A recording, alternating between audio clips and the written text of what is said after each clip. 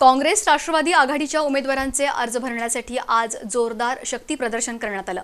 मुळात गांधी मैदानावरती सभा घेण्याचं धाडस दोन्ही काँग्रेसने दाखवलं, तर मुख्यमंत्र्यांसह अन्य कोण कोण उपस्थित राहणार आणि काय बोलणार याविषयी मोठी उत्सुकता होती। पाहूया आणि ऐकूया या सभेत नेते मंडळींनी व्यक्त केलेली मतं आणि भूमिका।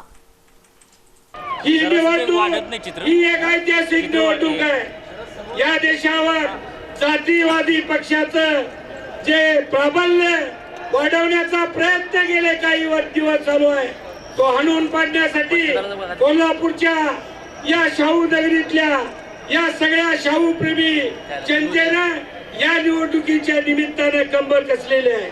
मी आपल्या सर्वांच्या वतीनं नामदार मुख्यमंत्री साहेबांना शब्द देऊ इच्छितो की या दोन्ही जागा या प्रचंड मताधिक्यानं आम्ही निवडून आणल्याशिवाय या जिल्ह्याचा कार्यकर्ता स्वस्थ बसणार नाही।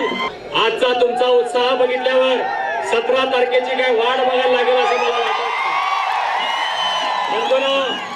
गाफील राहू नका। विरोधकांच्याकडून अपप्रचार होण्याची या ठिकाणी मोठी शक्यता आहे।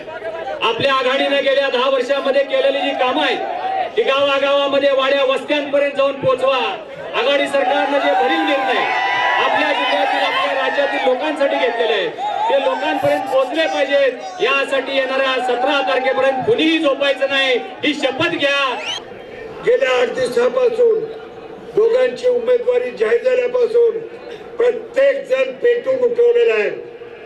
या राज्यात आणि देशाची जातीवादी प्रवृत्ती, या राज्यातील ज्यांना आंदोलनाच्या माध्यमातून जी सहकारी चळवळ उद्धव करायला आहे त्याला कुठेतरी रोखलं पाहिजे आणि त्याला संघटितपणानं आपण सामोरं गेलं पाहिजे।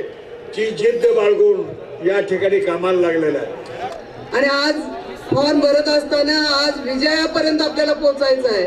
म्हणून या दोन्ही उमेदवारांना चांगल्या मताने निवडून द्या, चांगल्या मताधिक्याने निवडून द्या, प्रचंड मताने निवडून द्या। आपण सगळी म्हणजे ज्या पद्धतीने सुरुवात केली आहे त्या दोन्ही सीट निवडून आणण्याच्या दृष्टीनं आपण रात्रंदिवस कामाला लागून या देशामध्ये पुन्हा एकदा राहुल गांधींना पंतप्रधान करण्यासाठी एक मतदान एकत्र जायचं आहे। काँग्रेस आणि राष्ट्रवादी काँग्रेस या कोल्हापूर जिल्ह्यामध्ये हातात हात घालून कोल्हापूरची सीट मुन्नासाहेब भाडेक आणि इचलकरंजीची सीट कल्लापदा आवाडे हे दोन्ही सीटा आपण प्रचंड मताने विजयी करूया।